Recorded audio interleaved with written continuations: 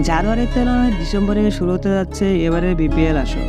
আইপিএলের মতো এবারে বিপিএল থাকছে আধুনিক প্রযুক্তির ব্যবহার। সকল ফ্রাঞ্চাইজিগুলোর পেশাদারিত্বে ভূমিকা পালনে সঠিক বেরোতে খেলা অনুষ্ঠিত হবে।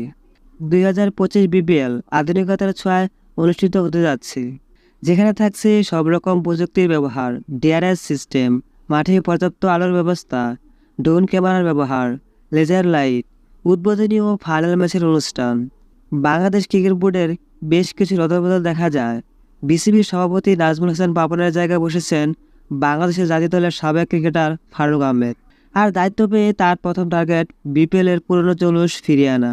ঘরোয়া টুর্নামেন্ট বিপিএল একসময় বিদেশি প্লেয়ারদের নিয়ে বেশ জাঁকজমক আয়োজন ছিল, যা সময়ের সাথে এখন বিলুপ্তির দিকে।